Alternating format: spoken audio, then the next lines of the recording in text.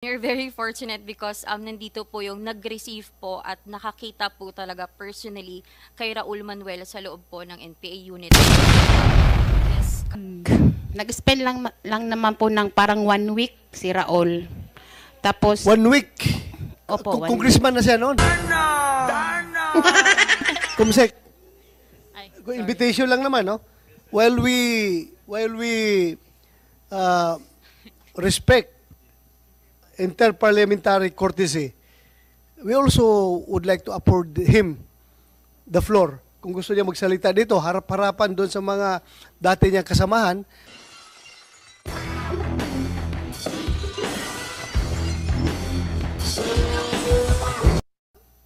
Maging armado. Sino ba sa inyo yung nagsabi na one time kasama, ikaw yung front committee chairman ng anong front yun? Nag-Guerrilla Front 55. Guerrilla Front 55. 55? Yung sinabi ko po last time was that I was the one who facilitated Raul Manuel, and we are very fortunate to and we're very fortunate because nandito po yung nag-receive po at nakakita po talaga personally kay Raul Manuel sa loob po ng NPA unit, and she will discuss her story later po. Yeah, sino? Si Ida Marie Montero, Ida former Marie. secretary po ng SRC 5. Siya yung nag-receive doon Yes. kay Raul Manuel. Yes, Your Honor. Anong purpose ni Raul Manuel pagpunta doon sa mga kampo ng NPA?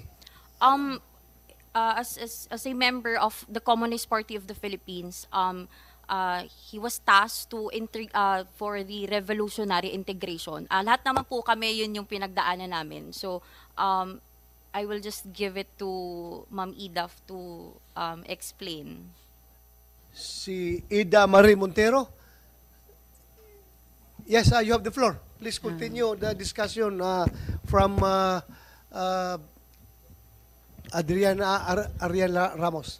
magandang hapon po, Mr. Chair. Yes. Ako po si Ida Marie Montero, former secretary ng SRC 5 ng SMR. Yung sinabi po Alam yung front secretary ka ng SR Sub-region po. Sub-region. Sub-region po ng Southern Mindanao region. Puro mga big time pala kayo. Ako noon, nung nasa sa serbisyo pa ako, hirap na hirap kong kalabanin kayo eh. Yung mga grupo ninyo, yung pag sinabi mong SRG, napakalaki yung armadong component yan. Hindi lang kumpanya, kundi baka aabot pa ng more than company size yung kalaban dyan sa yung SRG na yan. Ang dami kong taong namatay sa pagkikipaglaban sa inyo. Yung nauna pa sa inyo, yung sinusundan na lang ninyo. Grabe yung kwento, inabot ko dyan. Anong area ninyo? Iwan? Ano po, Davao City, Sidat? Davao City, part ng Davao del Norte at Bukidnon po. That's my playground. When I was second lieutenant ng Philippine Constabulary, hanggang naging major ako ng PNP, hanggang naging lieutenant colonel, hanggang naging provincial director ako ng Davao de Oro, na dati Kumbal, Compostela Valley Province. Yan ang aking playground. So, mabuti hindi tayo nag-enkwentro, no? Yung nandun ka pa. Hindi, nag-abot ba tayo nung provincial director ako ng Kumbal? Hindi po ako na-assign ng Davao de Oro po. Hindi ka pa na-assign. Sige, continue. Salamat. Sige, yung sinabi po ni Arian Jean Ramos, totoo po yun. Siya po yung nag-facilitate ng biyahe nila, tapos siya po yung nagsundo po sa motor, tapos hinatid po sa kinampuhan po namin. Nag-spend lang naman po ng parang 1 week si Raul. Tapos 1 week? Opo, Congressman na siya noon? Hindi pa? parang hindi pa, That was 2017. 17. 17. Tapos, ang purpose po kaya pumunta po sila sa amin para mag-revolutionary integration, tsaka papel na po namin na kailangan namin silang kumbinsin para mag-full-time NPA. Tapos hindi po siya na-kumbinsin ng mga kasama namin, nung araw na alis na siya, nag-try po ako na i-convince siya, baka madala kasi ako po yung secretary.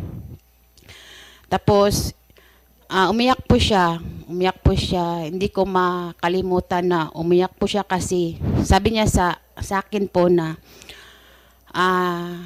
naiintindihan daw po niya ang sitwasyon at alam daw niya yung pangangailangan, pero sa sarili niya hindi pa daw po talaga siya ready na mag-NPA. Kaya tutulong na lang daw po siya sa ibang mga gawain. Kagaya ng pagiging representative ng party list ng Nung kabataan. umalis po siya sa amin, sabi niya, may naka-assign na po daw na task niya maging parang bayan, para sa Visayas yun, Bayan Negro siguro yun. At that time po, 2017, is outgoing student regent si Raul Manuel ng UP Diliman, ng buong UP system, and I think yung plano ng partido sa kanya before is bumalik siya sa Visayas, pero hindi yun natuloy kasi nagkabataan party list po siya. So dati siya student regent ng UP. Yes po, 2017 is magkasama kaming nagre-recruit sa UP. Siya as student regent, tas ako as alay sining UP Diliman. While student regent siya, nagre-recruit siya ng mga kabataan para maging NPA? Yes sir, yun yung tasking niya as member ng Communist Party.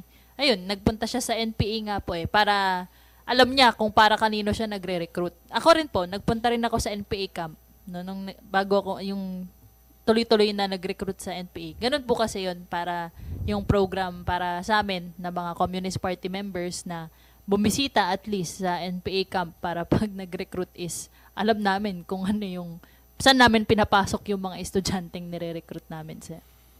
Do you think, in your own opinion, dapat bang mananagot si Raul Manuel ito sa ginagawa niyang recruitment sa mga kabataan? Siyempre naman sir kasi Ha? hindi niya kayang gawin yung ginawa namin pero 'di ba? Kaya niyang mag-recruit. So, alam mo 'yun, actually pwede naman siya lang magpunta rito to defend themselves. Sabihin nila kami lang nagsasalita dito eh. I suggest her that we invite Raul Manuel, these people, Castro, Franz Castro, and who else?